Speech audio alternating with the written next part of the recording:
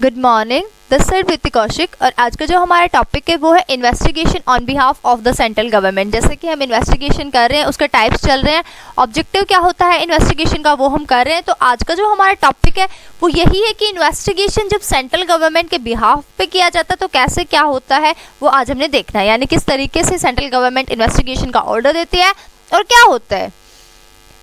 Investigation on behalf of the central government. The Indian Companies Act contains a number of provisions relating to the investigation of the affairs of a company. According to sections 210 to 227 of the Act, the central government can order the investigation of the affairs of a company in the following circumstances. कहते हैं जब भी आप बात कर रहे हो central government के बिहाफ पे इन्वेस्टिगेशन होने वाले की, तो जो इंडियन कंपनीज एक्ट है उसके अंदर बहुत सारे प्रोविजन है जहाँ पे कहा गया है कि इन्वेस्टिगेशन कंपनी का हो सकता है।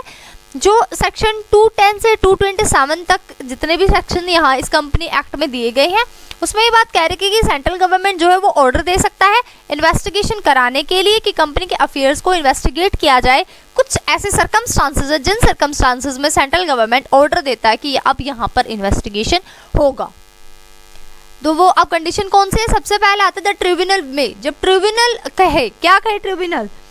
फर्स्ट पॉइंट में कहता है in the case of a company having share capital, जब ऐसी कंपनी का केस है जिसकी यानी हैविंग शेयर कैपिटल है, on the receipt of an application from at least 100 shareholders और from shareholder holding at least 10% of the total voting right of the company. ये कहना चाह रहा है कि जब भी आप चाहते हो कि सेंट्रल गवर्नमेंट इस बात का ऑर्डर दे कि इन्वेस्टिगेशन हो, यानी इन्वेस्टिगेशन होना चाहिए, तो तब पॉसिबल हो सकता है ये जब अगर कंपनी शेयर कैपिटल वाली कंपनी है तो कम से कम यानी एटलीस्ट 100 शेयर होल्डर्स इस बात की एप्लीकेशन दे कि हमें चाहिए कि भाई कंपनी का इन्वेस्टिगेशन हो, या फिर जो शेयर होल्डर्स का एटलीस्ट 10% जितना जिनको टोटल वोटिंग राइट में जिनका हिस्सा है, यानी कंपनी की वोटिंग राइट में जिनका हिस्सा है टोटल जितना है उसका अगर 10% जो शेयर होल्डर्स के पास होल्डिंग है वोटिंग राइट की, या तो वो 10% लोग ये बोल दे कि हाँ जी इन्वेस्टिगेशन होना चाहिए, या फिर 100 शेयर होल्डर्स ये कहें कि कंपनी का इन्वेस्टिगेशन जरूरी है। और ये तब केस की बात है जब कंपनी की हैविंग शेयर कैपिटल हो, ठीक है। सेकंड केस में क्या कहते हैं? इन the case of a company not having share capital, अगर नॉट हैविंग शेयर कैपिटल वाली कंपनी है तो on the receipt of the application signed by at least 1/5 of the members of the company. तो एक ऐसे कंपनी को एक ऐसी एप्लीकेशन रिसीव हो ट्रिब्यूनल को जिस एप्लीकेशन के अंदर कम से कम जितने मेंबर्स हैं कंपनी के उनका 1/5 का साइन उस एप्लीकेशन पे हो रखा हो, और वो चाहते क्या है कि इन्वेस्टिगेशन हो कंपनी का। इस केस में ऑर्डर दे सकता है सेंट्रल गवर्नमेंट। सेकंड कहता है order that the affairs of the company ought to be investigated by an inspector or inspectors appointed by the central government। अब जब कंपनी के अफेयर्स को इन्वेस्टिगेट किया जाता है इंस्पेक्टर, और इंस्पेक्टर्स के थ्रू जो किसने अपॉइंट किए हैं? सेंट्रल गवर्नमेंट ने अपॉइंट किए हैं। ऐसा कब होता है? यहाँ पे तो बात हो रही थी हमें जो ट्रिब्यूनल है वो करेगा, यहाँ पे मतलब अपॉइंट करेगा ट्रिब्यूनल। क्या किसको अपॉइंट करेगा ट्रिब्यूनल? इन्वेस्टिगेटर को, यानी मतलब ट्रिब्यूनल मांग करेगा कि अब यहाँ पर क्या होना चाहिए कि इन्वेस्टिगेशन ऐसी कंपनी का इन्वेस्टिगेशन होना चाहिए। जहाँ में पहले केस में हमने पढ़ा कि जो नॉट हैविंग शेयर कैपिटल उस केस में तो एटलीस्ट 100 शेयर होल्डर्स एप्लीकेशन दे कि हाँ जी हमें चाहिए इन्वेस्टिगेशन हो, और या फिर एटलीस्ट 10% टोटल वोटिंग राइट का हिस्सा वो लोग कहें कि हमें चाहिए भाई इन्वेस्टिगेशन होना चाहिए कंपनी का। और दूसरे केस में था कि जब company not having share capital है तो उस केस में जो एप्लीकेशन रिसीव हो कि इन्वेस्टिगेशन होना चाहिए उस पर एटलीस्ट 1/5 जितने मेंबर्स हैं कंपनी के उनका 1/5 का उस पर साइन होना चाहिए कि वो एग्री हो कि होना चाहिए। और सेकंड केस में यहाँ पे हम बात करें जब इंस्पेक्टर और इंस्पेक्टर्स जो अपॉइंट किए सेंट्रल गवर्नमेंट ने इन्वेस्टिगेशन करने के लिए, वो कब होता है? सबसे पहली सिचुएशन है on the receipt of a notice from the registrar to the central government to the effect that when he had asked for certain information or explanation from the company did not submit the same within the specified time, or that the company submitted false or incomplete information and explanation।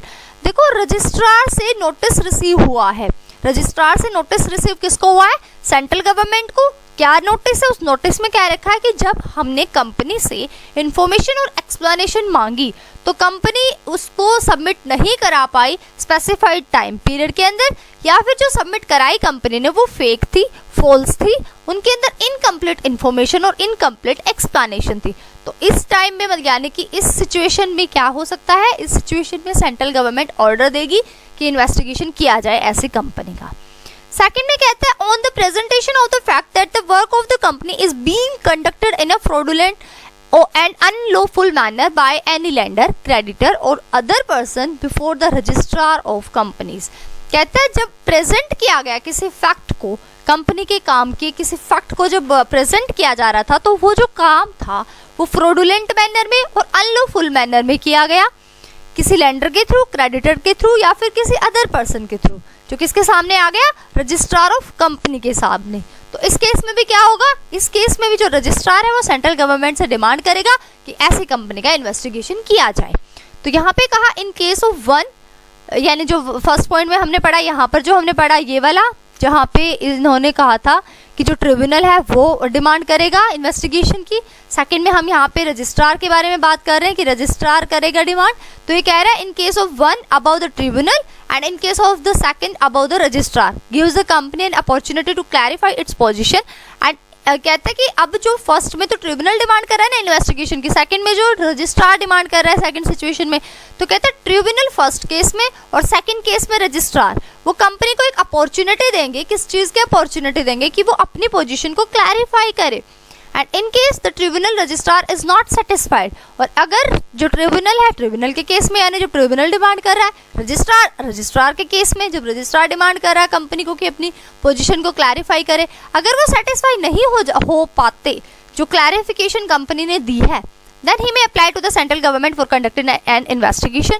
तो फिर वो दोनों यानी कि tribunal अपने उस पर, अगर ट्रिब्यूनल का ने जो कहा, जो मांगे सबूत, जो प्रूफ, उनसे कहा कंपनी को कि आप अपने आप को सही प्रूव करो, क्लैरिफिकेशन दो, आपके ऊपर ये चार्ज लगा, यानी आप इसकी गिल्टी पाए गए हो यहाँ पे, यानी फिर या 100 इन्होंने शेयर होल्डर्स ने एप्लीकेशन दी है कि इन्वेस्टिगेशन होना चाहिए। अगर आपको इसके बिहाफ में कुछ कहना है तो आप कहिए, आप क्लैरिफाई कीजिए इस बात को। अगर वो क्लैरिफाई नहीं कर पाती तो फिर क्या करेगा ट्रिब्यूनल, सेंट्रल गवर्नमेंट से अपील करेगा कि आप इन्वेस्टिगेशन कराओ। ऐसे ही रजिस्ट्रार, अगर रजिस्ट्रार सेटिस्फाई नहीं हो पाता कंपनी ने जो क्लैरिफिकेशन दी, तो फिर वो क्या करेगी, वो सेंट्रल गवर्नमेंट से अपील करेगी, अप्लाई करेगी सेंट्रल गवर्नमेंट के पास कि इन्वेस्टिगेशन कंडक्ट कराया जाए ऐसी कंपनी का।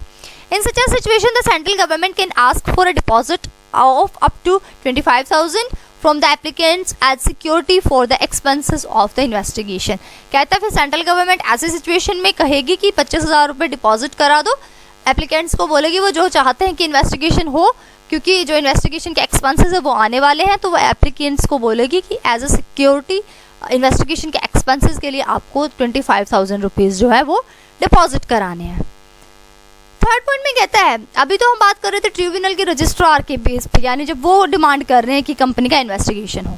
अब कह रहे हैं the central government is itself of the opinion that it is necessary to investigate the affairs of company that it may order an investigation on its own motion in the following circumstances. कहता है third point में कहना चाह रहा है कि अब central government को खुद ही लगता है, उसके ओपिनियन में ऐसा लग रहा है उसे कि कंपनी के अफेयर्स को इन्वेस्टिगेट किया जाना ज़रूरी है, तब भी सेंट्रल गवर्नमेंट ऑर्डर दे सकता है अपने पर्पज़ के लिए। वो किन केस में होगा, वो जो सर्कमस्टांसेस है वो नीचे गिवन है। फर्स्ट कह रहा है, if the business of the company is being conducted in an fraudulent and unlawful manner and with the aim of deceiving its creditor, members and other people.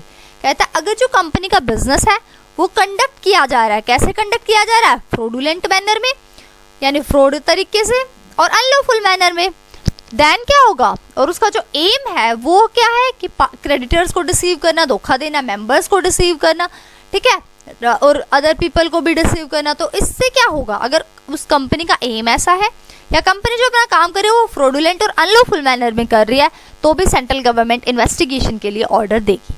Second point में कहता है if a high official connected with the promotion और management of the company is held guilty of fraud. अगर जो high officer बंदा है, highly post पर बैठा है, वो क्या है, मैनेजमेंट का जो बंदा, वही फ्रॉड का गिल्टी पाया जाता है या मालफियंस का और फिर मिसकंडक्ट का अगेंस्ट द कंपनी और एनी ऑफ इट्स मेंबर, या तो कंपनी के अगेंस्ट या फिर मेंबर्स के अगेंस्ट वो गिल्टी पाया जाता है फ्रॉड का, मिसकंडक्ट का या फिर मालफियंस का, जो टॉप मैनेजमेंट पे बैठा है, हाई ऑफिशियल बंदा है, उसके साथ कनेक्टेड है, तो ऐसे केस में भी क्या होगा, ऐसे केस में भी कंपनी जो है, सेंट्रल गवर्नमेंट जो है कंपनी के इन्वेस्टिगेशन का ऑर्डर देगी। और थर्ड पॉइंट में कहता है if the members of the company are not being provided with information which should have been provided to them such as the amount of commission paid to the members, the directors and the managing director। कहता है if the members of the company are not being provided with information, जो company के members हैं उनको information नहीं दी जा रही, which should have been provided to them, जो चाहिए कि उनको प्रोवाइड कराई जाए, मेंबर्स को जो इन्फॉर्मेशन पहुंचाई जानी चाहिए कंपनी के थ्रू वो उनको दी नहीं जा रही, वो इन्फॉर्मेशन उन तक पहुंचाई नहीं जा रही। जैसे कि जो अमाउंट है कमीशन की pay to the members, the directors and the managing director, यानी मैनेजिंग डायरेक्टर को कितना कमीशन दे रहे हो आप, डायरेक्टर्स को कितना कमीशन दे रहे हो आप, ये वाली बात मेंबर्स को बताई ही नहीं जा रही कि हम कितना कमीशन दे रहे हैं, जो कि मेंबर्स को बतानी चाहिए, कंपनी के जो मेंबर्स हैं उनको पता होनी चाहिए, लेकिन नहीं बताई जा रही। तो इस केस में भी सेंट्रल गवर्नमेंट ऑर्डर दे सकती है। किस चीज़ का ऑर्डर दे सकती है? इस चीज़ का ऑर्डर दे सकती है कि हमें इन्वेस्टिगेशन करना है कंपनी के अफेयर्स का। ठीक है, तो हमने आज जो मेन बेसिकली हमने जो पढ़ा वो 3 केस में पढ़ा हमने कि कब जो है ट्रिब्यूनल डिमांड करता है कि इन्वेस्टिगेशन हो, रजिस्ट्रार कब डिमांड करता है, और ये सेंट्रल गवर्नमेंट अपनी मर्जी से भी उसको खुद का ओपिनियन जब लगता है तब भी वो क्या करती है, इन्वेस्टिगेशन कराती है कंपनी का। ठीक है, तो आज के लिए इतना ही। Hope you like it. Thanks for watching. Like, share, comment and subscribe Preeti Kaushik classes. Bye bye. Take care. Keep watching.